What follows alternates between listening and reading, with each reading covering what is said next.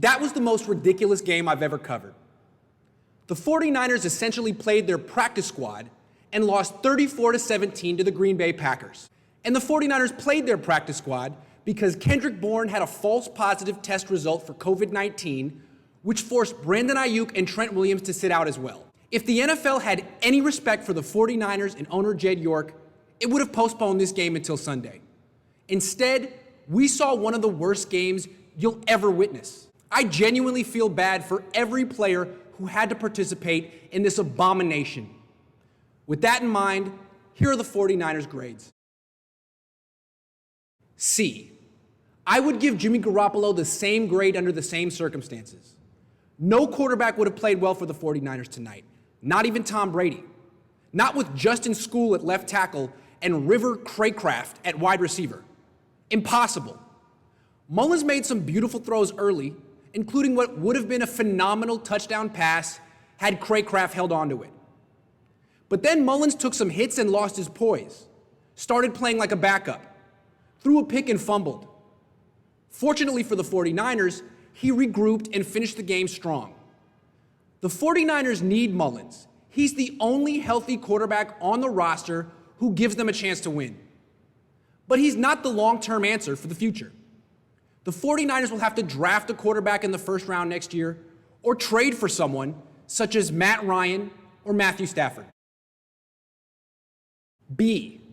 Jerick McKinnon ran extremely hard and scored a touchdown. He was terrific. His backup, JaMycal Hasty, had just 3 yards on 4 carries. His longest run didn't count because Mike McGlinchey committed a holding penalty.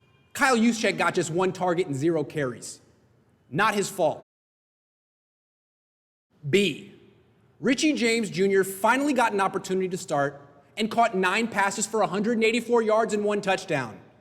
He always plays well when he gets opportunities. Imagine how good he and the 49ers offense would be had they made a concerted effort to develop him and throw him the ball the past 3 seasons. More on that later. B. Ross Dwelley got 3 targets, caught all 3 passes, and gained 52 yards. And yet, he got 2 fewer targets than River freaking Craycraft. When will Kyle Shanahan learn that Dwelley really is a terrific player?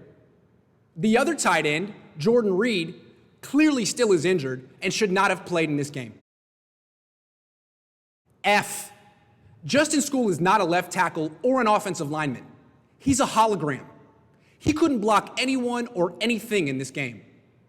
The 49ers are lucky Jimmy Garoppolo didn't play because he might have gotten injured again.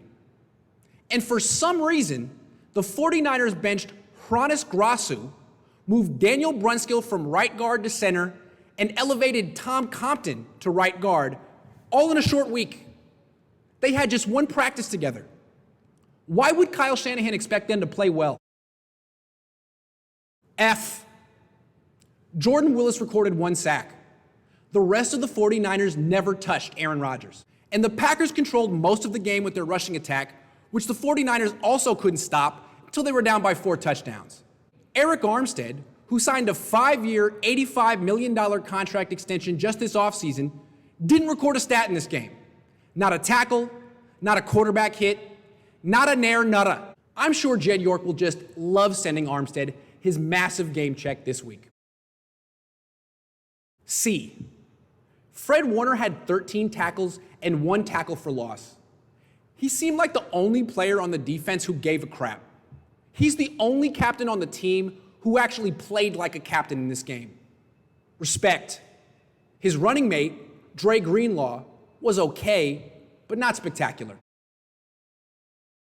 F.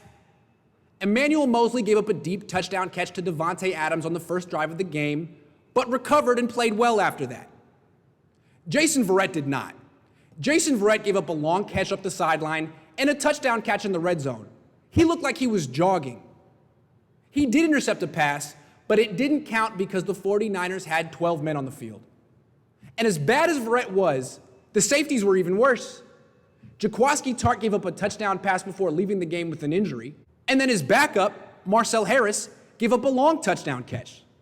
The 49ers' best safety, Tavarius Moore, didn't get to play defense because Jimmy Ward started and floated through the game as usual.